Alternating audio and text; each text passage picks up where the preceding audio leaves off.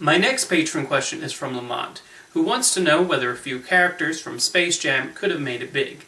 Having recently rewatched Space Jam, and based on the film's ending, I've been curious to wonder, do you think the Nerdlucks, aka the tiny aliens who transformed into the Monstars, could have had potential to become actual Looney Tunes characters, appearing in new cartoons, media, and merchandise like they did with Lola Bunny?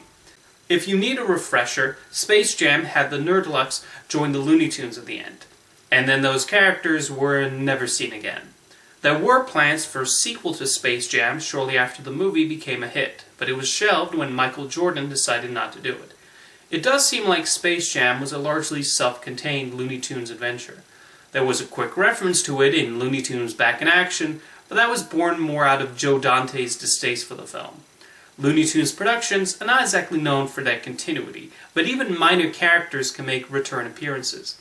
I think the reason the Nerdlucks and Monstars have been largely ignored is because the situation is so specific to Space Jam. They're just these aliens who arrive on Earth for the purpose of kidnapping the Looney Tunes and then playing against them in a basketball game. I guess Warner Brothers could have made some shorts with Bugs Bunny messing with the Nerdlucks, or maybe gotten an episode devoted to them in the Duck Dodgers show, but not much else. The Monstars are meant to be basketball players, so you're restricted in the sorts of stories you can tell with them. And if someone at Warner Brothers wanted to create a space-based series or short, Marvin the Martian is far more popular and recognizable, and has a lot more comedic potential. As for merchandise, I don't know how many fans the Nerdlucks and Monstars gained from their appearance in Space Jam. Was there a lot of demand for merchandise? Apparently Hot Topic sells shirts with the Monstars on them, but I'm not sure if they are top sellers or not. Lamont compared this situation to Lola Bunny, and I think Lola is a lot more flexible with what you can do with her. Her whole intent was to be Bugs Bunny's love interest. They didn't give Lola much personality beyond that, but there was at least some room to expand on the character in the future. Case in point, the Looney Tunes show. The writers on the series took a character that mostly existed to give the Looney Tunes more female representation and actually fleshed her out beyond just Girl Bunny.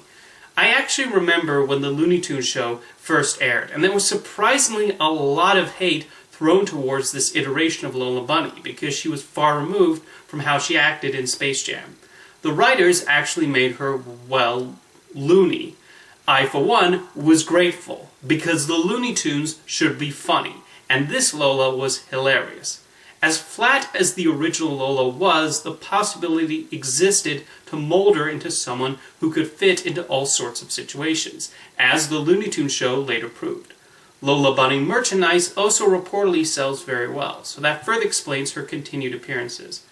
I think another reason the Nerdlucks aren't used as much is because Warner Brothers likes to stick with the classic characters of Bugs Bunny, Porky, Elmer Fudd, Tweety, Sylvester, Daffy, Roadrunner, Wile E. Coyote, etc.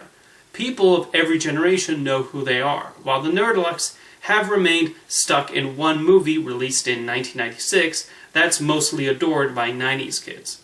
Now, next year we'll see the release of a Space Jam sequel. Titled A New Legacy, it's been rumored for several years, but the movie is actually happening.